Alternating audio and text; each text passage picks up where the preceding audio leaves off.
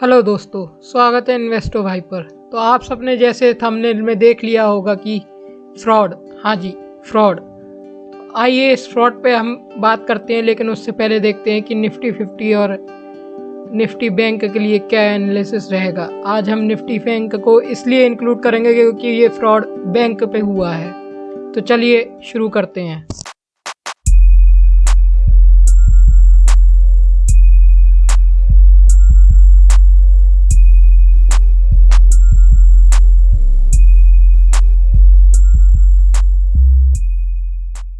तो शुरुआत करते हैं निफ्टी 50 से। जैसा कि हम पिवट पॉइंट्स के अनुसार देख पा रहे हैं कि निफ्टी 50 में तकरीबन सपोर्ट लेवल को अपने क्रॉस करके तकरीबन 17,047 पॉइंट के पास गई है और वहां से वो ऊपर की तरफ 17,649 पॉइंट का हाई बना के गैप डाउन ओपनिंग के साथ लास्ट फ्राइडे को खुली। RSI में जैसा कि हमें इंडिकेशन मिल रहा है लास्ट फ्राइडे का, कि लास्ट फ्राइडे में एकदम से बहुत ज़्यादा गिरावट पाई गई है। अब आगे बात करते हैं इसके ऑप्शन चेन की। जैसा कि हम ऑप्शन चेन में देख पा रहे हैं कि हाईएस्ट ऑर्डर अगर ओपन इंटरेस्ट में लगे हुए हैं वो 73,552 ओपन इंटरेस्ट हैं 17,500 पॉइंट पर। और अगर हम बात करें निफ्टी 50 के सपोर्ट लेवल के आसपास, तो उसका ओपन इंटरेस्ट 48,274 पे खुला हुआ है 17,300 के स्ट्राइक प्राइस पर। अब हम बात करते हैं निफ्टी बैंक के बारे में। निफ्टी बैंक में भी जैसा कि पिवट पॉइंट्स के अनुसार दिख रहा है, एक कंसोलिडेशन मूव में चलता हुआ दिखा है। इसमें पिछले हफ्ते देखा जाए तो सपोर्ट प्राइस को तोड़कर निफ्टी बैंक कुछ 37,369 पॉइंट्स पे लो बनाकर गया था। वहां से इसने अपना हाई बनाया 39,179 पॉइंट्स का। ये भी निफ्टी 50 की तरह गैप डाउन ओपनिंग से स्टार्ट हुआ है और लास्ट फ्राइडे को इसमें भी एक जोरदार गिरावट देखी गई है। अब इसके ओपन चेन की बात कर लेते हैं। जैसा कि हम इसके ओपन चेन में देख पा रहे हैं कि 39,000 के स्ट्राइक प्राइस पर 58,906 ओपन इंटरेस्ट खुले हुए हैं और यहाँ से इसके सपोर्ट लेवल के बात करें तो 38,000 के आसपास 41,060 ओपन इंटरेस्ट खुले हुए हैं। जैसा कि आप सभी जानते हैं कि बैंक निफ्टी में मूवमेंट हज़ारों पॉइंट्स में या तकरीबन 500 से ऊपर के पॉइंट्स में ज़्यादातर देखी जाती है। तो आइए अब इसके आगे बात करते हैं कि क्या रहेगा इकोनॉमिक व्यू आने वाली मार्केट के लिए आने वाले हफ्तों में। तो जैसा कि हम देख पा रहे हैं आने वाले हफ्तों में हमें बैलेंस ऑफ ट्रेड और इन्फ्लेशन रेट मुख्यतया इम्पैक्ट करते हुए दिखे जाएंगे मार्केट पर। सबसे बड़ा इम्पैक्टफुल न्यूज़ रह सकती है वो है जीडीपी ग्रोथ रेट के बारे में। क्वार्टर 4 की जीडीपी ग्रोथ रेट क्या रहेगी, ये गवर्नमेंट अपने स्टेटमेंट में इशू करेगी। तो आप जान लेते हैं आने वाले समय के लिए मार्केट पे इम्पैक्ट क्रिएट करने वाली वो कौन सी कुछ इम्पोर्टेंट न्यूज़ेस हैं। तो चलिए उनको भी देख लेते हैं। तो जैसा कि आपने थंबनेल में देखा था फ्रॉड फ्रॉड एंड फ्रॉड, तो यहाँ पे देख लेते हैं हम कि ऐसा क्या फ्रॉड हुआ है जो बैंकों के लिए आने वाले हफ्तों में गिरावट का माहौल पैदा कर सकता है। जैसा कि आप इस हेडलाइन को पढ़ पा रहे हैं कि Gujarat ship building firm book for rupees 22,000 crore loan fraud which is stated by CBI।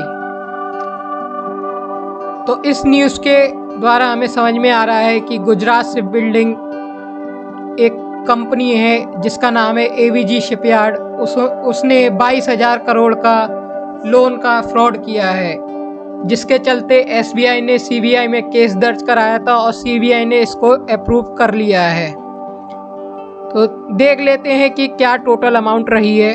जैसा कि हम देख पा रहे हैं 22,842 करोड़ रुपए की बहुत बड़ी राशि है जो इस फ्रॉड में पाई गई है।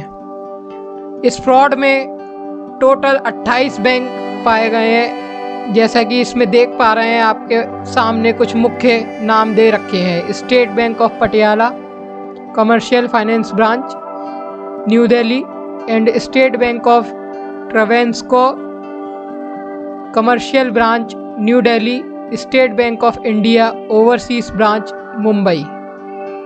और इसी से रिलेटेड है ICICI बैंक भी इसमें इन्वॉल्व्ड है। तो आइए बात कर लेते हैं अब और क्या न्यूज़ इम्पोर्टेंट रहेंगी मार्केट के ऊपर इम्पैक्ट क्रिएट करने को।